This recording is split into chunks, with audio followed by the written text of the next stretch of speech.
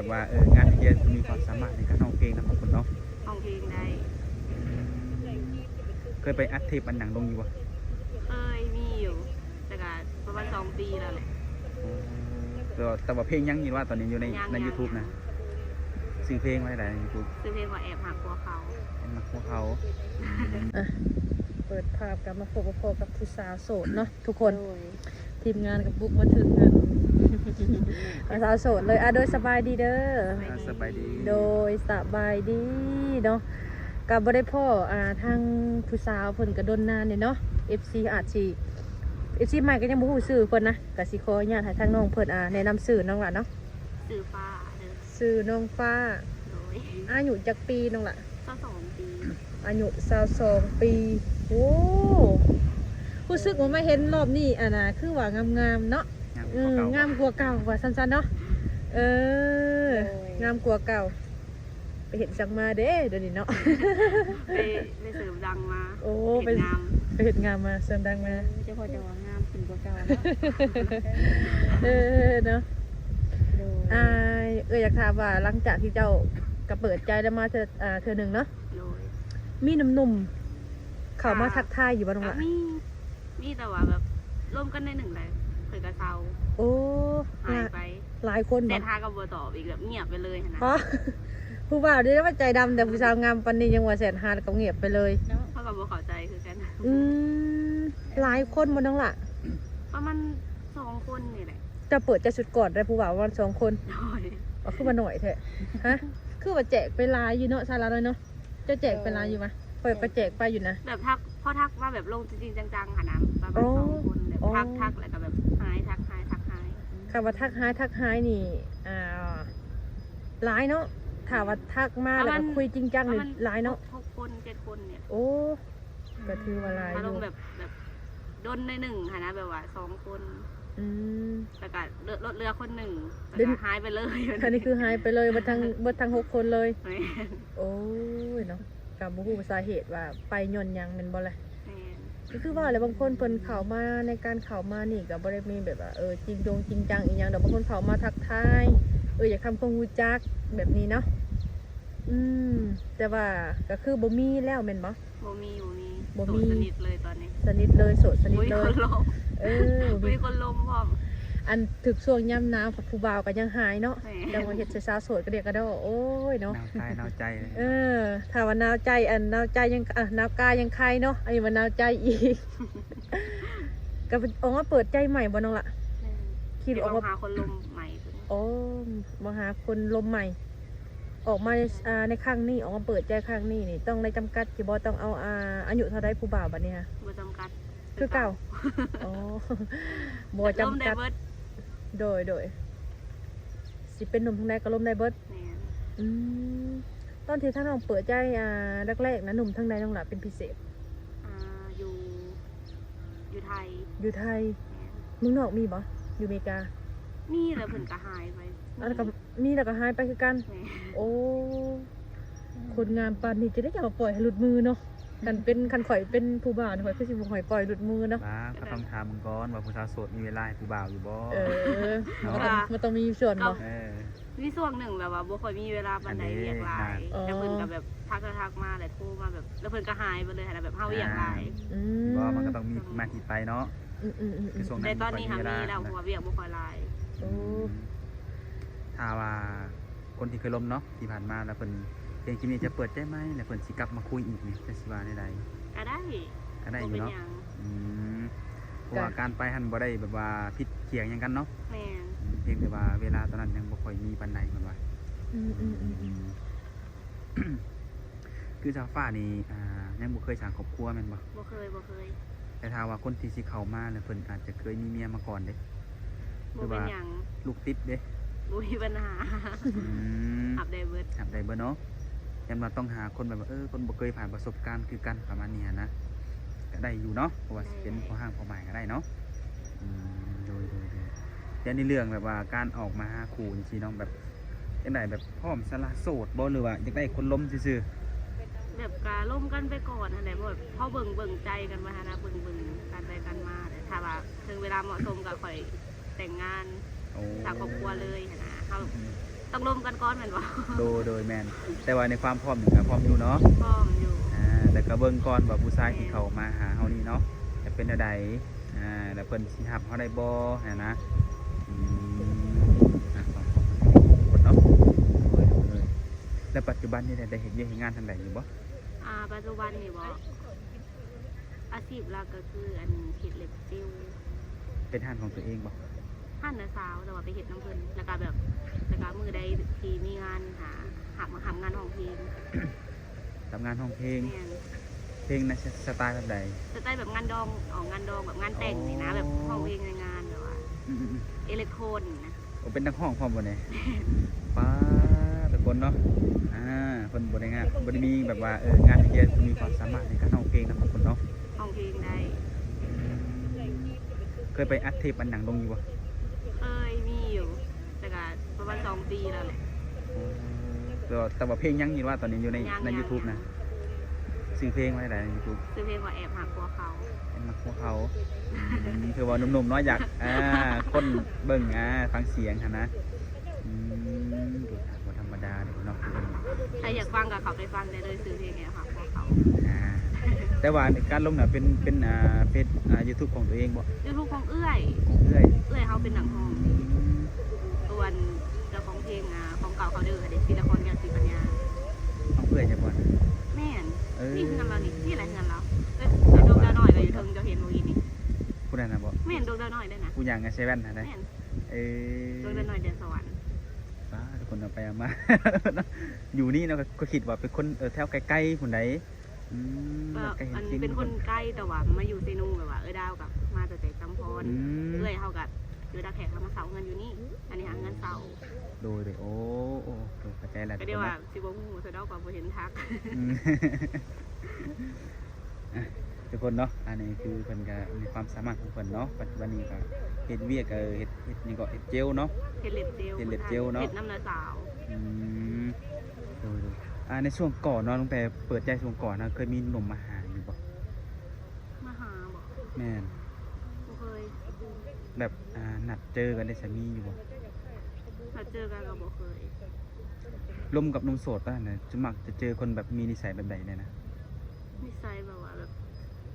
มีคนหนึ่งแบบว่าจู้จี้จุกจิกแห้งแบบว่าแบบเห็ดยังแบบเขาบอกว่าคาเวียร์ก็ยังแบบโอ้นำแต่กันบ่มัก เป็นคนไทยบ่ แม่นคนไทย แต่ส่วนมากคนลมน่าจะเป็นแต่คนไทยเนาะเคยมีบ่คนลาวเขาลม บ่เคยที่ทางมาบ่เคย โดยว่าแต่เนาะทางสาวฟ้ากับผู้เจ้าผู้งามนี่น่าจะมีเนาะสเปคแบบว่าเห็นเราตายโตแบบเห็นแล้วมักติดใจได้มี สำหรับเฮาอะบ่มีแต่สปิกแบบอยู่กับใครและสบายใจแบบว่ารู้สึกดีกับเฮาบ่มีสปิกเลย บ่มีเลยบ่ เป็นคนแบบบ่มีสปิก เป็นไปได้แต่คนเนาะยันว่าคือเฮาก็กัดสิเว้าเนาะครับว่าคือเฮาเบิ่งตัวนี้เฮากับผู้งามมันจะแบบต้องเลือกแบบหน้าตาหล่อแบบนี้ฮะนะหล่อสูงยาวเข้าดีแบบนี้ฮะนะ เบิ่งแต่ว่าพอไปบัดไปว่า ถ้าว่าตรงๆกับเฮาเบิ่งแล้วแบบสะอาดหูสะอาดตาเนาะประมาณนี้เนาะ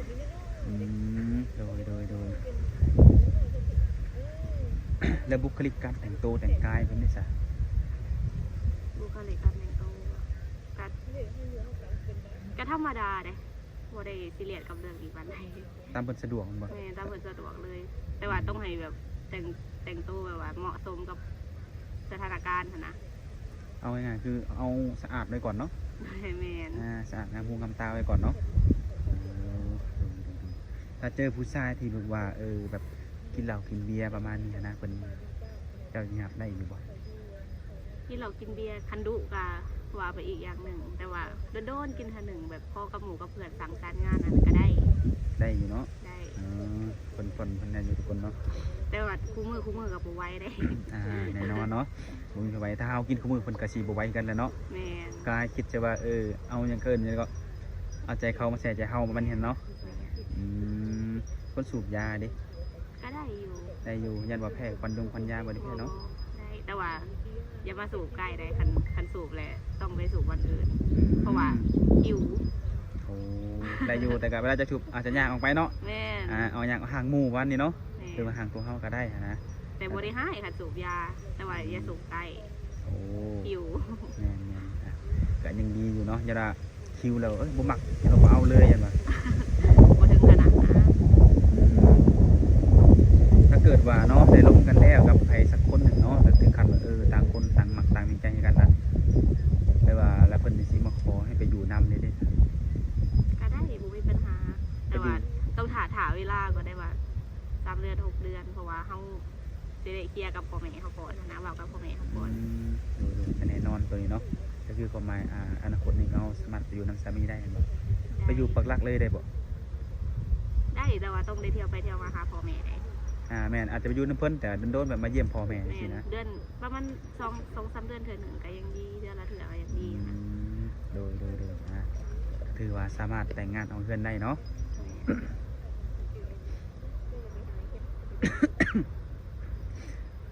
และปัจจุบันนี่ก็คืออย่างไรแบบผู้บ่าวแถวใกล้บ่หรือแถวนี่นะแบบน้ำเฟซน้ำหยังบ่มีใครเข้ามาจีบเลยบ่บ่มีสักคนเลยบ่ ก็มีอยู่แบบว่าพวกเด็กน้อยทักมาหยอกทักมาหยังเขาบ่มัก ผู้บ่าวรุ่นน้อย แม่นแล้วก็บ่ได้ข่อยวนนำ โอ้ พวกเด็กน้อย ในใจเนาะถ้าว่าอยากมีแฟนสักคนนี่ทางสาวฟ้านี่คิดว่าอยากได้ทางไหนหลายกว่าในใจนะคิดไว้ในใจนี่นะ ในใจบอก แม่น คนไทย อยากได้คนไทยกันบ่ คนไทยคนใดก็ได้นะคะแนนเบิ่งแยงเขาได้ โดยทุกคนเนาะการแน่นอนอันหลักๆคือกันในการแบบคนหาคู่เนาะสาวลาวนี่สำหรับก็สำหรับแม่นจะมีแต่หนุ่มไทยเนาะแต่หนุ่มไทยก็คือว่าแหละบางคนเข้ามาก็บางคนก็นิสัยดีเนาะ